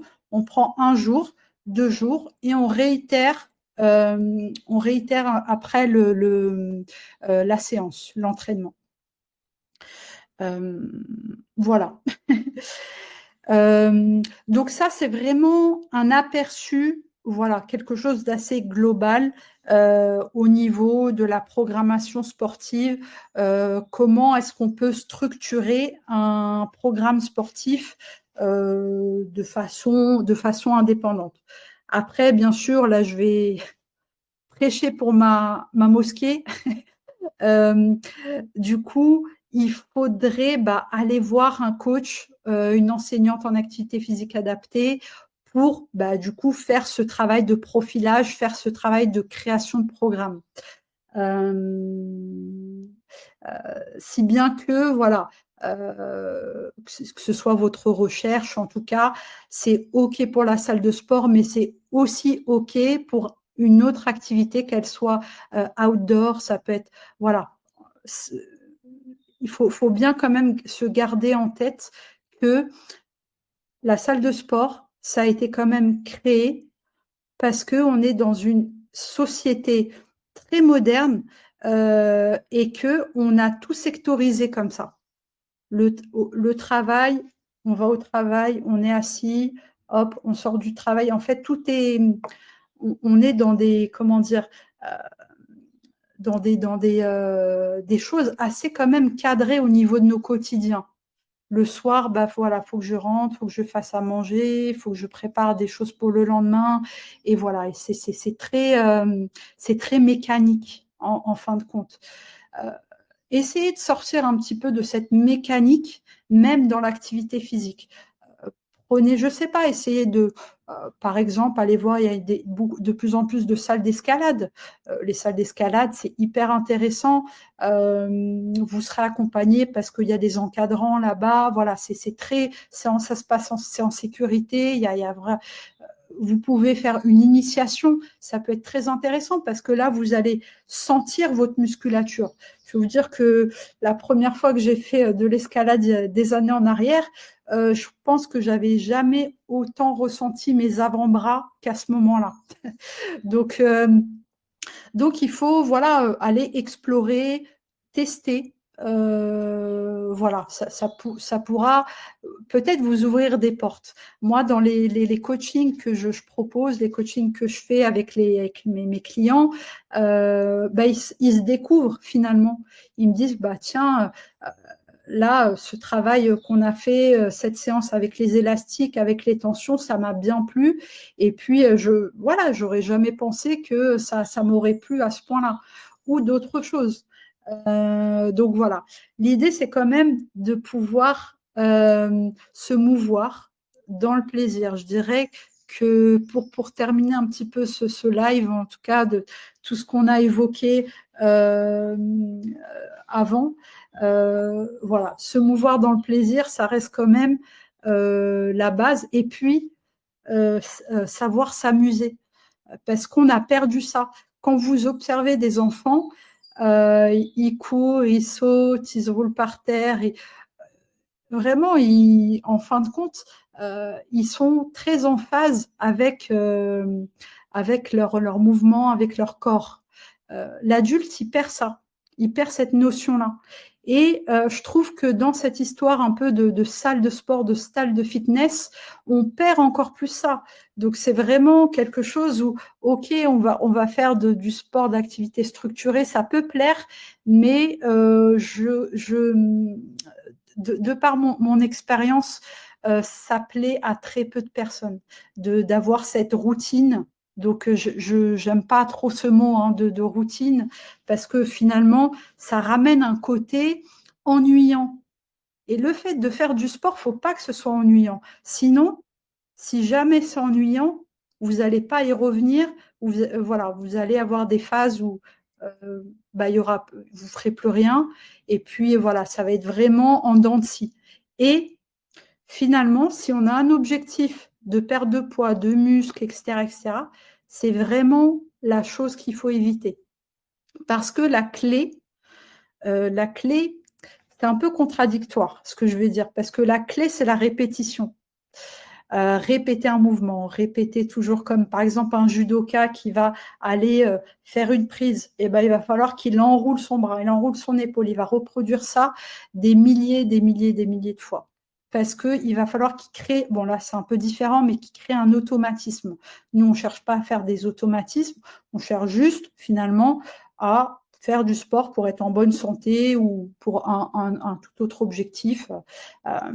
Donc, il va falloir être dans quand même quelque chose qui soit un minimum structuré, un minimum répété. En tout cas, la clé, ça reste quand même ça dans l'objectif toujours, dans un objectif bien précis. Si on fait du sport juste voilà, pour se faire plaisir mentalement, physiquement, ben, c'est OK en fait. On n'a pas besoin de tout structurer tout le temps.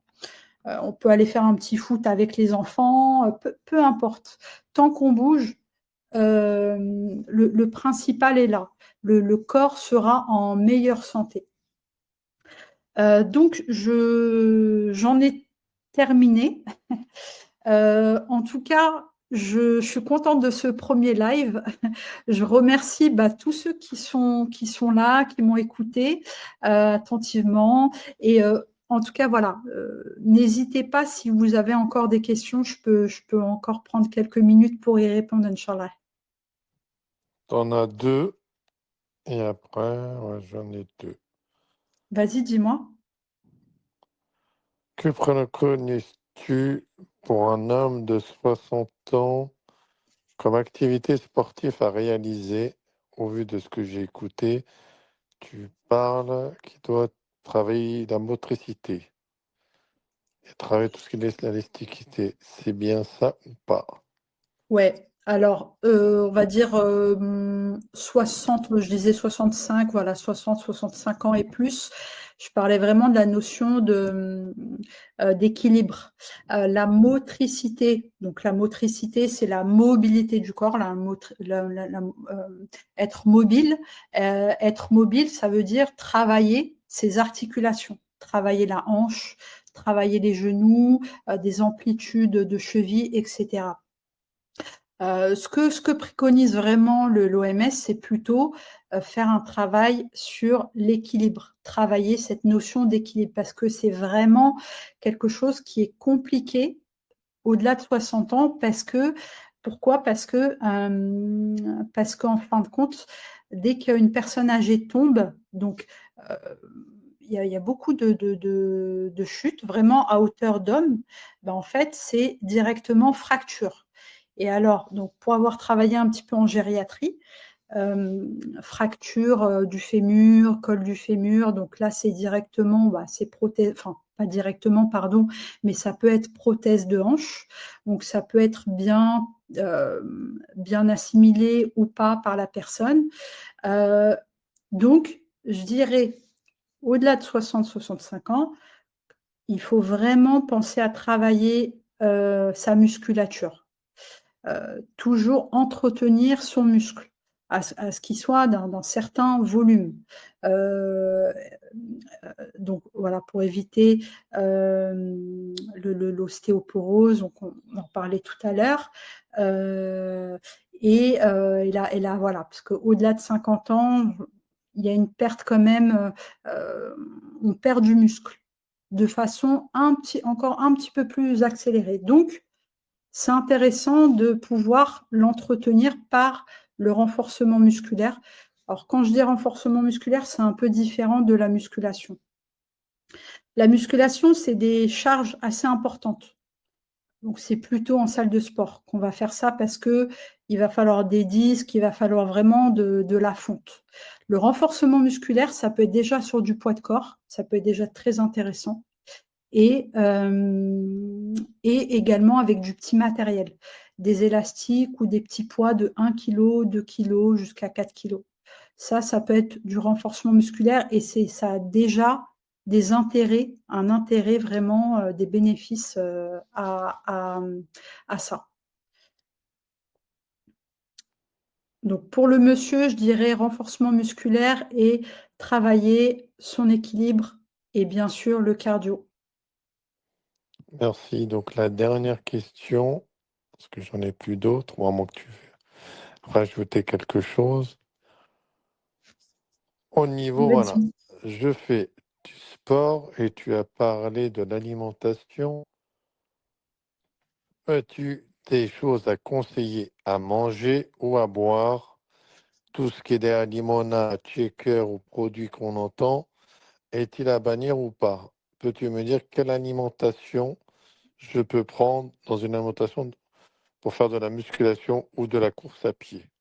Alors, c'est souvent là où je mets un petit holà, dans le sens où, je suis pas diététicienne et que souvent, les gens confondent souvent, coach sportif nutritionniste. Alors là, c'est médecin nutritionniste, je pas du tout médecin nutritionniste et encore moins diététicienne. Donc, en fait, les coachs ont une formation en nutrition sportive. Ce qui est quand même vraiment une infime partie de la diététique. L'idéal, ce serait d'aller voir voilà, une diététicienne pour vraiment avoir un plan élaboré, structuré. Bon, je dirais quand même que peut-être, voilà, ça je peux quand même le dire, quand on va faire de la musculation, alors pas en tant que débutant parce que comme je disais tout à l'heure, déjà sur les 3 premiers mois, on crée des connexions neuromusculaires, donc on a besoin finalement de pas grand-chose parce que le corps, il va prendre un gap, il va évoluer de lui-même. Donc ça, c'est une première chose. Mais par la suite, au fil des années, si on a vraiment une pratique déjà depuis 1 an, 2 ans, 3 ans, ça pourrait être intéressant de prendre des ajouts, des compléments à déjà une alimentation qui est déjà équilibrée. C'est-à-dire on fait nos 3 repas, on boit 1,5 litre d'eau par jour. Dans notre assiette, il y a glucides, lipides, protéines. Il y a toujours une source de protéines, même sur le repas, le premier repas, le repas du matin. Voilà, on évite bien sûr la malbouffe, les sodas, bon ça, c'est des choses qu'on sait. Je dirais quand même qu'on peut, au bout de quelques années de pratique, ou même au-delà de 6 mois, je dirais au-delà de 6 mois, prendre de la whey protéine. Pourquoi? Parce que quelqu'un qui va avoir une pratique en musculation, il va avoir des besoins un petit peu plus importants pour la construction musculaire. Donc, la base, elle est dans l'alimentation, principalement dans la viande rouge, la viande blanche, les poissons, les œufs. Voilà, cet apport en protéines, il est assez important. Donc, je crois que c'est autour de, j'ai plus le chiffre en tête, mais par rapport, je crois que c'est 1 gramme par kilo poids de corps, je ne sais plus exactement. Mais en tout cas, voilà, ça peut être intéressant de prendre de la whey protéine. Et après, dans la whey protéine, il y a vraiment aussi plusieurs choses à savoir, plusieurs types. Mais je dirais quand même que s'il y a vraiment cette recherche d'allier l'alimentation et le sport, ce serait intéressant de voir un nutritionniste. Ouais. Alors, bah, écoutez, une dernière question. Y Allez, la a-t-il, dernière. voilà, y a-t-il une analogie avec le fonctionnement du cerveau? J'ai un métier, profil plutôt intellectuel. Est-ce qu'il peut y avoir des mêmes tendances? Je ne sais pas si c'est Alors, clair. euh, alors faut savoir que le cerveau, il est très consommateur de calories. Donc, c'est pour ça que, j'en ai pas parlé, mais on a un métabolisme de base avec un certain nombre de calories par rapport à l'âge ou au genre. Donc ça, faut y faire attention parce que si on baisse trop nos calories, ça peut amener vraiment des problématiques de santé. Et donc, pour en revenir au cerveau, il consomme par jour 500 calories. Quelqu'un qui va avoir une activité cérébrale, comme des étudiants par exemple, vraiment, on va faire fonctionner notre cerveau de façon plus intense, tous les jours quasiment, ou quelqu'un qui a vraiment une activité également cérébrale au travail, bah, il va consommer au-delà de 500 calories, kilocalories par jour.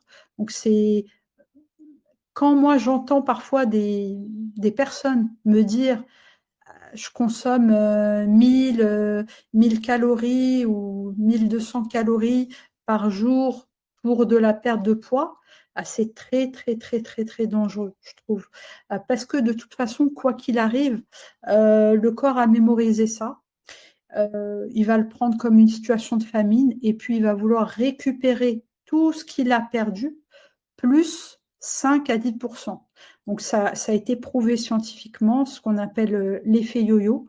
Donc c'est vraiment la pire des choses à faire, c'est la pire des situations, de se restreindre. Il ne faut pas restreindre le corps, parce que le corps, il a des besoins physiologiques. Il y a ce qu'on appelle l'homéostasie, donc c'est l'équilibre de certaines de nos fonctions. Euh, euh, pour le corps, il va toujours chercher à être dans un équilibre. Donc, il va toujours aller chercher ce qu'il a besoin. S'il ne trouve pas, s'il n'a pas assez, parce qu'il faut vraiment le voir comme enfin, les calories qui rentrent, ce que je peux dépenser dans le sport ou dans mon fonctionnement métabolique de base. Et voilà, il faut trouver un équilibre là-dedans. Donc, si on diminue trop nos calories, c'est vraiment, ça peut être délétère. Sachant que, comme je disais, pour en venir au cerveau, eh ben, il peut également consommer, en tout cas, il consomme pour un adulte à peu près 500 calories, voire au-delà. Donc, bien faire attention à ça et respecter en fait la physiologie du corps. Euh, voilà, n'abaissez jamais trop vos calories. Ce qu'on dit sur Internet, c'est parfois des choses un peu trop violentes, un peu trop drastiques, un peu trop stressantes pour le corps. Donc, je dirais pour finir qu'il faut quand même rester quand même dans un respect de notre corps parce qu'on n'en a qu'un finalement et que voilà, il faut en prendre soin.